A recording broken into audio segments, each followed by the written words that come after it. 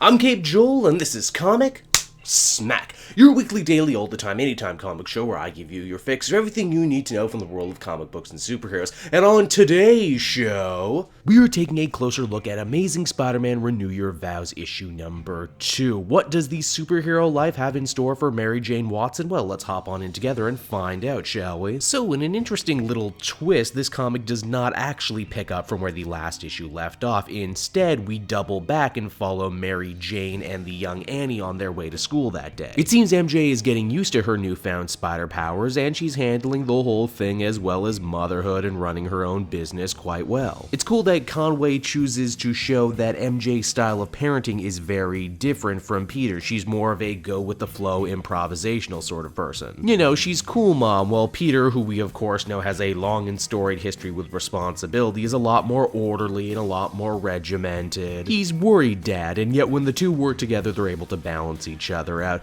Currently, MJ is working in the fashion industry still. She has an up-and-coming blog and seems to sell some stuff as well. Then there's her whole new spider persona. She goes by the name Spinneret, FYI. We don't actually find that out until the end of this issue, but I just thought it was important to bring that up because I'm going to call her Spinneret from here on out. It's a cool name. I'm glad they didn't feel the need to force Spider in there anywhere, especially because we've had so many different Spider women, and trying to keep them all straight is really a task. Spinneret, as we discover, got the same call about the Moloid attack over at the compound that used to belong to Regent. Who else is there as we discover? Well, the property's new owner, and that would be Norman Osborn Jr. Wow, that's a heck of a bomb that the comic kind of glosses right over. I can only assume he's Harry's kid, right? Wow, first a Spider Girl, now a little normie. Geez, we are very close to MC2 territory right about now. Speaking of Spider Girl, little Annie isn't really doing too good right about now. She has to get bailed out by both of her parents. Peter wants his family out of there, but MJ reminds him up and down that they said they would start superheroing together now. So, you know, in the spirit of teamwork, they tell the kid to go home and they proceed to fight the mole army. It's here too the comic elaborates a little bit more on how Spinneret's powers work, how Peter was able to reuse some of Regent's old technology